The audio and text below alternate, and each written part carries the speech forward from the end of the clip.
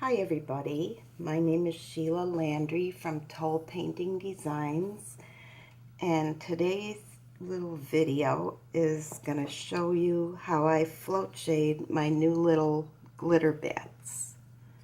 This is a set that I'm making up for Halloween. The patterns and kits will be available, and the kits are going to come with 6 bats and 6 little bows, so you can make them boy bats by putting the bow there, or little girl bats by putting the bow in her hair like that. And this is the first time I'm using DecoArt's Galaxy Glitter, which I absolutely love. It's very thick and chunky, and it has, some of them have multiple colors in them. Like you can see, there's blue in the purple, and there's pink in the red. Now these guys aren't done, of course, but I just wanted to show you the beautiful colors. And in my pattern, I'm going to show how to use them with the Galaxy glitters. And I'm also going to show a version where you can use them if you don't like as much glitter, using the smaller glitter, the ultra fine glitter paint from DecoArt, and also with no glitter. So, and also I'm going to do a 4th version, and I'm going to try putting clear on and seeing how the shading shows through. But for today's video, I'm going to just show you how I shade the bats. And I start out with them based, and I put the highlight colors in, and then since it's all going to be shaded in black, but it's in 2 steps, and you're going to shade one side at a time because otherwise you'd pull all the shading off. So this is all the left sides are shaded, left side shaded, left side of the gray, left side of the purple, left side of the gray, left side of the purple. And then I skipped around on the ear, did left side, left side, left side, did around, left side, left side, left side. That's step 1. And then step 2, we turn the bat upside down, and then we're going to do, because I'm right-handed, now obviously if you're left-handed, you do the right side first, and then you finish your shading lines by doing the opposite. You just, so that way you don't pull off all the lines you put on. So I'm going to show you on a yellow bat, and I use a wet palette, and this is my little water. I have a larger water there for rinsing. This is the water I use for float shading. I get this little cup from, actually from buying Grand's cinnamon buns. The frosting comes in that. They come in the tubes by Pillsbury, and I always say I'm getting a container with free cinnamon rolls with it. And the brush I'm using is a Silver Silk 88. It's their new line that I'm in love with. It holds a lot of water. It's a medium firm bristle, and it has a beautiful chisel edge that I love, and it's a 1/4 inch shader. I use an angle shader when I float shade. I wet the brush, tip it in the paint, and then I blend it a little bit, blot it on the paper towel, and I'm going to start on the left side with it. So as I work my way up, you can see the nice float line. And I'm holding my brush perpendicular to my work, so you can see the paint. I start on an edge so I get a feel for it, because you can hang the brush a little off the edge. If it's not moving, you add a little more water. And the first float that I'm doing, is the top of the wings, under the chin,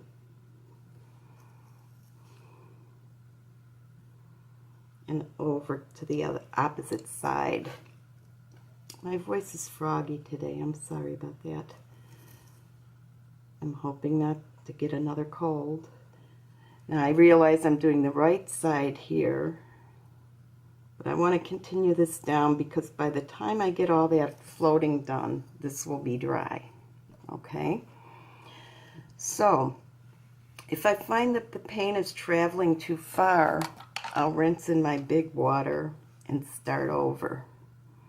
Just tip it a little bit, drag it, and now I like a sharp chisel edge, especially when I'm doing angles, because we're going to shade this yellow part right now.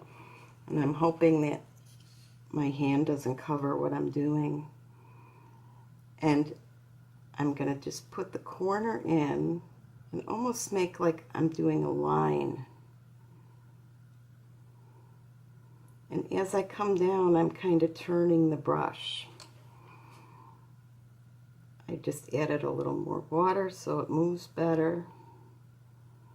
Now see, this doesn't all come in one fell swoop. There we go.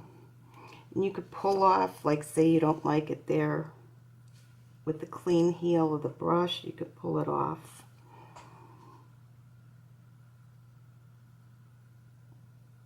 It's hard to do for me with my hand out of the way. I'm just so you know. See, that's too much water.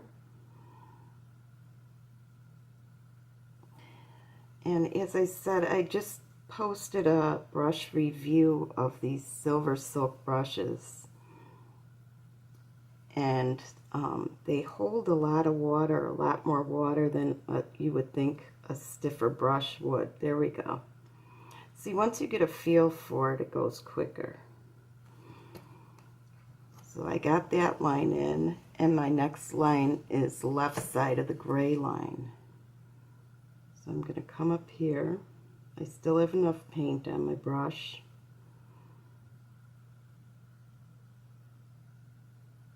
And bring this down. And you'll see as I go on, I'll get more of a feel for it. Like I said, it takes you a little bit of time to get warmed up,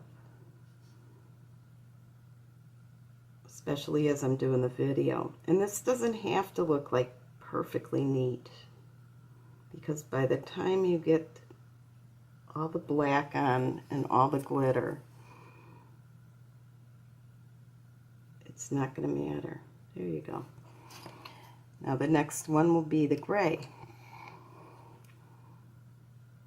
I just want you to see where I'm at, because see, if I tried to do the other side of the yellow, I would be pulling off the float. So I skip around a lot. I do this a lot with my patterns. You'll notice I did a Christmas pattern last week, and when I wrote it up, it seemed like it was all over the place, but that was because it's how I paint. You don't want to paint the same area and pull off the paint before it's dry. So see how I'm starting in the corner, and then I turn as I come down. And I'm just coaxing that paint. See, I want a little more paint there.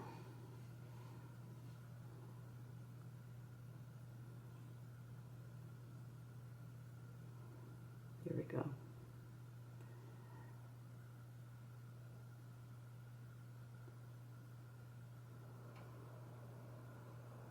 And you kind of even it out. Okay. So I'm going to keep going here. My next one is way over here on the body.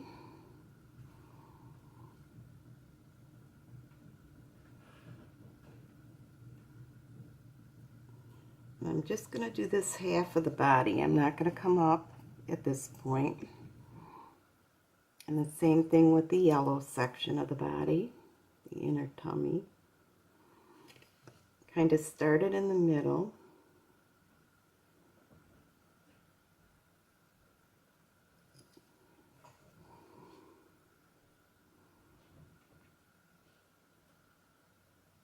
And I hope you notice that, like, when I float, it's not all one fell swoop. It's a lot of little choppy strokes.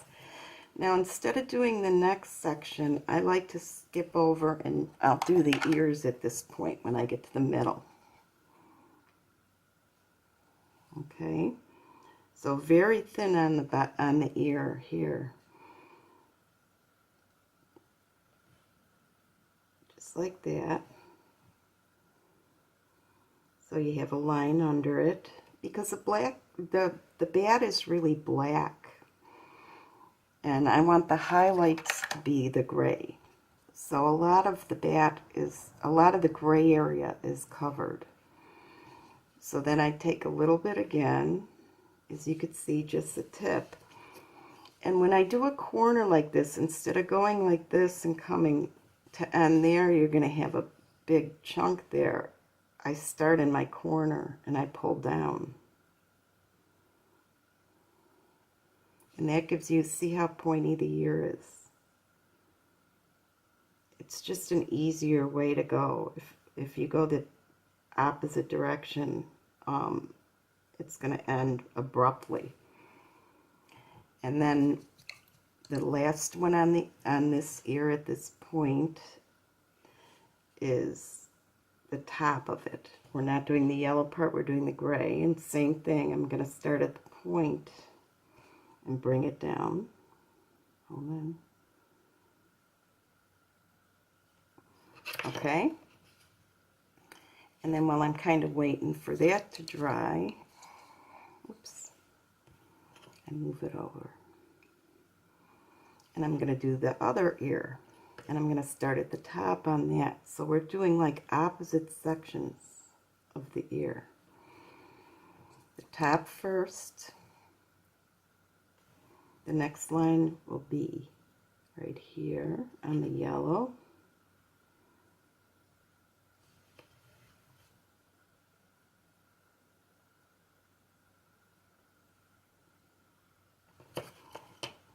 And the third line on it will be the gray under the ear. And you can see I'm going even from both directions here. Partially because I'm trying to hold this where my hand isn't right over it. And you can see it on the camera. Okay? So once that's done, I'm going to do this gray right here. I'm going to continue on my body across.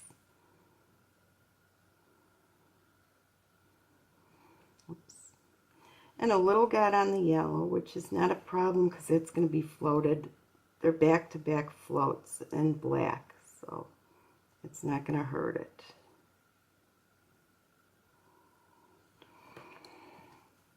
Next one will be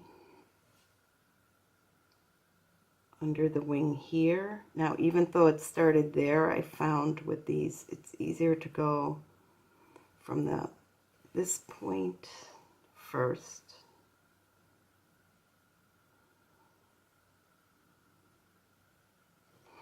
And then bring it up this way. But then when I get to the point, I want to kind of pull it down and blend it. Okay?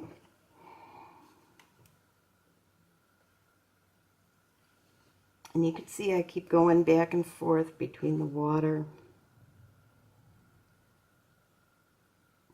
And I just start these gray ones about 1/8 of an inch above the line there, because I'll show you on the other piece how they're going to wind up. Like, these look a little abrupt, but you wind up floating under here and over and you darken that part when you're done as one of the last steps, so it all works out nice. A little bit of paint, we'll go yellow.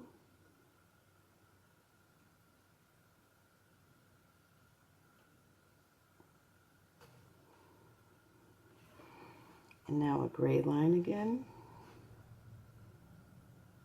And you could see I'm not totally perpendicular, I'm kind of at an angle with these sharp edges, because you want your floats thin enough where you'll see a little bit of gray in the middle. You don't want to cover these gray lines completely with black.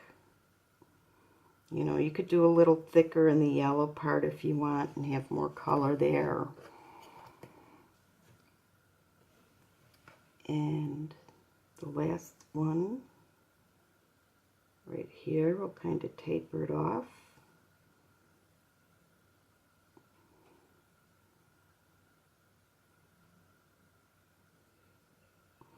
And now see, though, even it's both sides of the line floated, you still see that highlight of gray in the middle.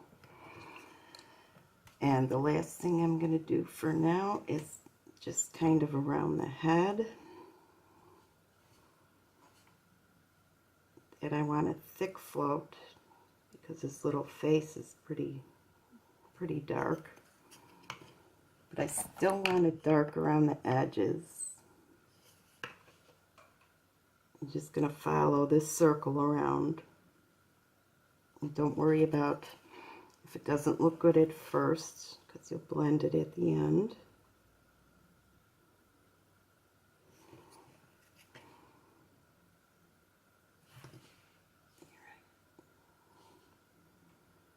I'm trying to get it where you'll see what I'm doing.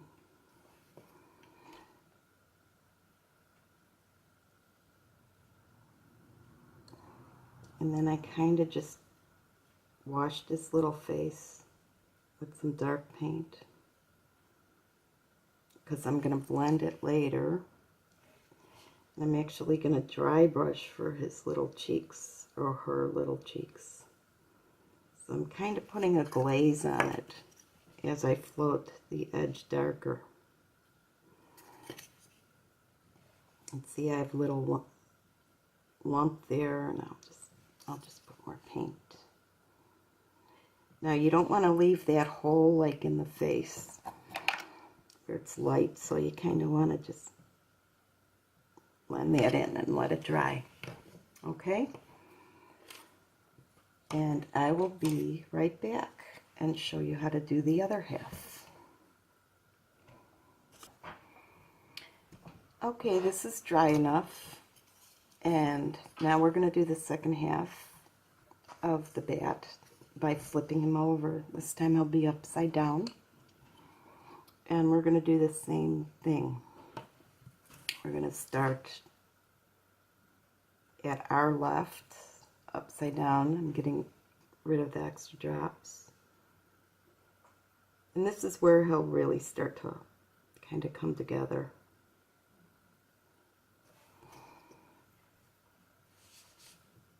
I'm going to wipe a little of that. And we're just going to follow all our shapes again. Go first yellow and then gray. And I'm almost doing wash over the gray. Like I said, I want some of the gray to show through. It doesn't have to be black. It looks like a highlight almost. And then I'm going to do some more yellow. And as you can see, because it's a back-to-back float on all these little lines, all the imperfections and things will disappear. Now we're doing the gray again, and I'm keeping my brush almost in line with where I'm going, like I said, because I don't want to go this way and get it too far into the yellow. I want to keep it, I'm keeping it at an angle of about the width of the line. so that if extra black paint gets on there, it still looks pretty neat and it doesn't, you know, stain the yellow area or the colored area, depending on what color you're doing. If you see your lines getting thick like this, you could do, I mean, it doesn't really matter, but I rinsed my brush and blotted it, and then I dragged the paint down a little, like that. And that kind of lightened it up a little. But that's one of the reasons I started out so bright on these, is because really the whole surface gets kind of washed. And this area, the colored area, also gets quite a bit of glitter. So you don't really see a lot of this. But like I said, I'm going to have a version. Some people might not like glitter, which I can't imagine, but Keith told me I should do one without glitter. So I'm going to blame him. And don't worry about getting the bottom dark yet. We'll do that. So after I do this one area, this side, then I'm going to turn and go up and around like that. Because remember, we did the bottom parts in our separate sections. And we did the top, we did it the first stroke we did. So then we have to complete this, and we're going to go up and over and make it a little dark in there, because it's going to tie in all those little ends that we didn't want to fuss with. See how that kind of ties them together? And what I do is I just go over it and make it darker and bigger. There we go.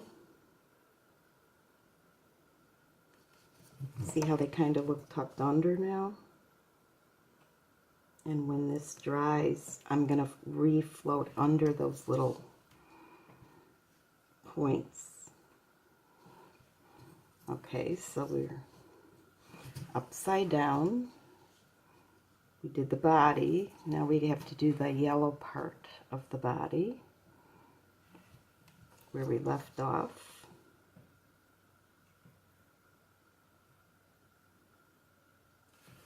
And turn your piece as you need to. And we're kind of going to blend this together.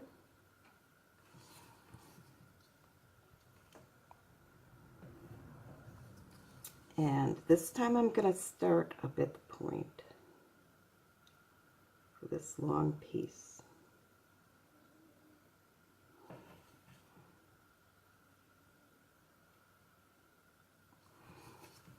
And then I'm going to start at the pit here.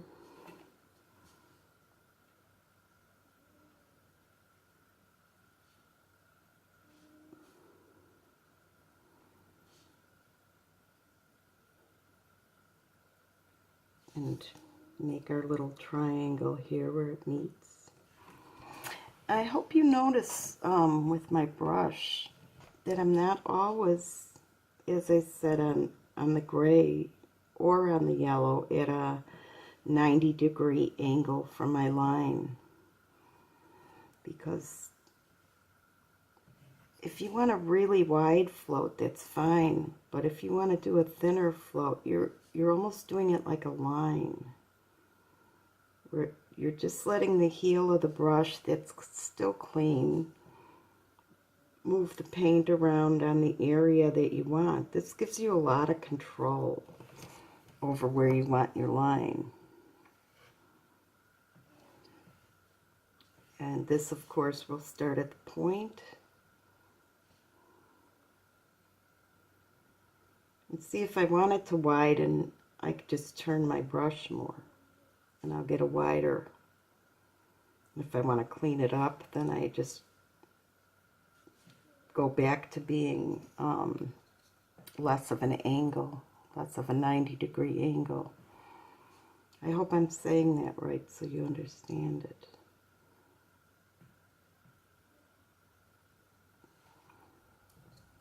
And the last point.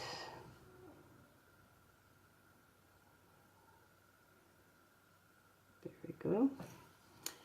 And now we need to do this little area, the underside here.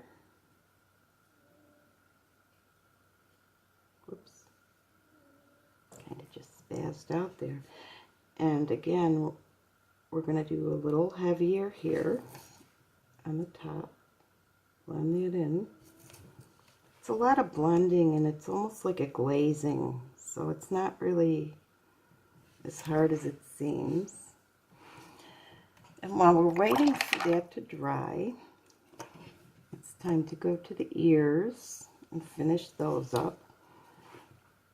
So I'll go from the head to the top, always going left to right again. Remember that if you're right-handed, and the opposite if you're left. Now, we didn't do the yellow part going to the head on the top of the ears, so that we're going to start at the point. A little too much paint, so I took some off. And go down. And the same thing under the colored part of the ear. Start at the point and kind of bring it down. So you're really kind of only washing there. And if you need to, you know, fix your points up a little bit, which is the tip of the brush I used. And I had to turn my piece anyway. And this time we'll start at the bottom of the ear, because it's the left. Do that first.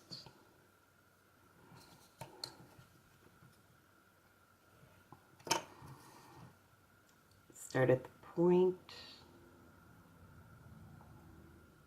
And you could see I'm right in that point, and then I want to kind of turn it.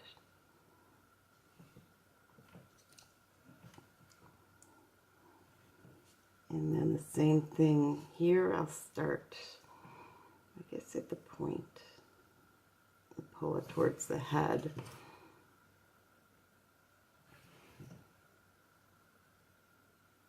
Okay. And now these areas should be dry.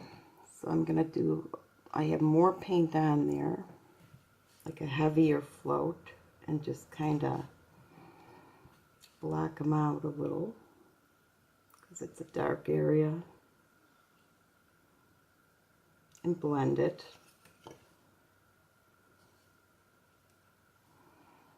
Yeah, some of it looks dark because it's wet, but just blend it in.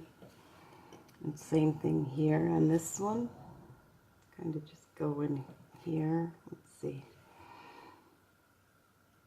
It's hard to do to hold it where my hand isn't right over the top, so if it looks like I'm struggling, I blame the camera. Okay, so see how nice those neatened up. And the last thing we're going to have to do is the bottom. And we'll go from the edge, just more paint. You want a little bit of a thick float. And you're just going to do your bottom sections like that.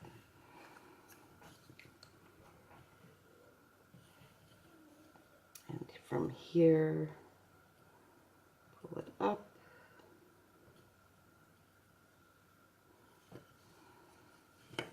And same thing on this side.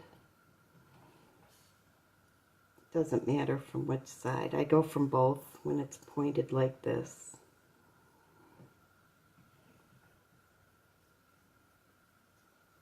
You just kind of hang part of your brush off the edge and blend it.